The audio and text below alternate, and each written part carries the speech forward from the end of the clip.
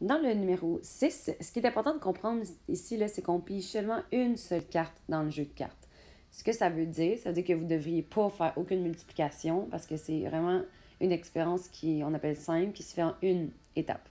Donc, si on a une liste d'événements et on cherche la probabilité de certaines choses. Donc, pour le A, on cherche la probabilité que B et C se réalisent. Ça veut dire que c'est la même chose que aller chercher la probabilité de B intersection C.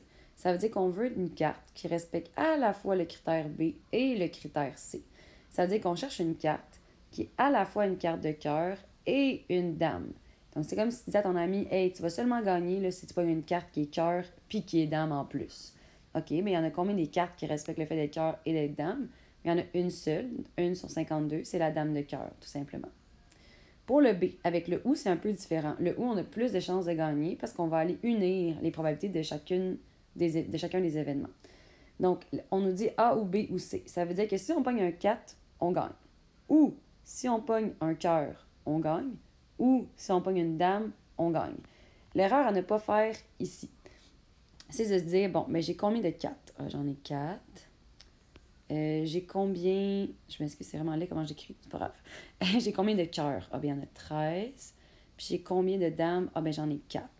Puis les gens qui vont se dire, ben je vais faire 4 plus 13, qui fait 17, plus 4 qui fait 21, donc 21 sur 52.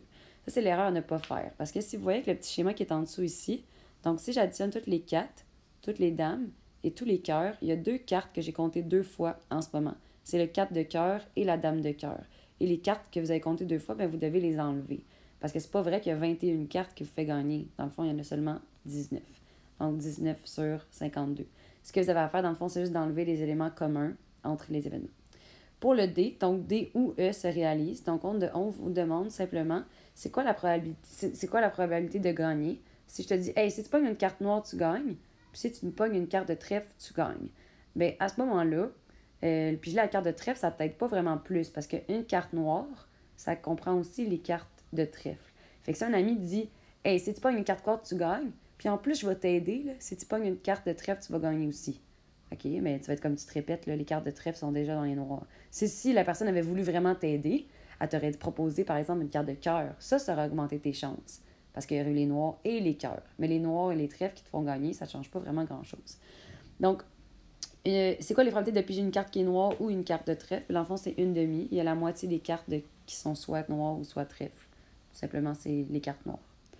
Pour celui-là, F et G se réalisent. Donc, je rappelle que le et, ça signifie qu'on veut que les deux événements, ça réalise en même temps. Ça veut dire qu'on veut que la carte qu'on pige respecte à la fois F et à la fois G. Donc, c'est les éléments communs entre les deux. Donc, si F et G, donc est-ce que c'est possible de piger une carte qui va respecter le critère d'être une carte de pique et le critère d'être une carte de carreau? Non, ça se fait pas une carte qui est à la fois pique et à la fois carreau. Il n'y a aucune carte qui est pique et carreau en même temps. Donc, la probabilité, c'est 0. Pour le E, celui-là, il est plus ardu un petit peu. On vous dit piger une carte de 1 4, ça vous fait gagner. Une dame, ça vous fait gagner. Une noire, ça nous fait gagner. Et un trèfle, ça nous fait gagner. À partir de là, ce que vous pouvez faire, dans le fond, c'est tout simplement aller oublier, dans le fond, l'information sur le trèfle. Puisque si les noirs nous font gagner, bien, avoir les trèfles, ça ne va pas augmenter nos chances. Là, on peut les enlever parce que tous les trèfles se retrouvent dans les noirs. Donc, les 4 nous font gagner, les dames nous font gagner, les noirs nous font gagner. L'erreur à ne pas faire ici, ce serait de dire, ben j'en ai combien des 4? Ah, ben j'en ai 4. J'ai combien des dames? Ah, ben j'en ai 4. Donc, 4 plus 4. Et j'ai combien des noirs? Ah, ben j'en ai 26. À ce moment-là, si vous faites ça, ça va vous donner 34 cartes sur 52. Fait que pourquoi il ne faut pas faire ça? Parce qu'en ce moment, il y a des cartes que vous avez comptées deux fois. Parce que là, ce que vous devez vous demander, c'est est-ce que ça existe un 4 qui est noir? Oui, le 4 de trèfle et le 4 de pique. Bien, celui-là, le 4 de trèfle et le 4 de pique, tu l'as compté deux fois parce que tu l'as compté dans les 4 et tu l'as compté dans les noirs. Fait qu'il faut que tu enlèves les deux cartes que tu as comptées deux fois, qui est le 4 de trèfle et le 4 de pique. Et c'est la même chose pour les dames. Donc, quand tu as additionné les 4 dames et les 26 noirs, tu as compté deux fois la dame de trèfle et la dame de pique. Donc, tu dois l'enlever. Donc, on va faire moins 2. Et là, c'est pour ça que j'arrive à 30, parce que j'ai 4 cartes. J'ai 4 4, 4 dames, 26 cartes noires. Mais, oups, j'ai compté 2 dames de trop. Et oups, j'ai compté 2 4 de trop.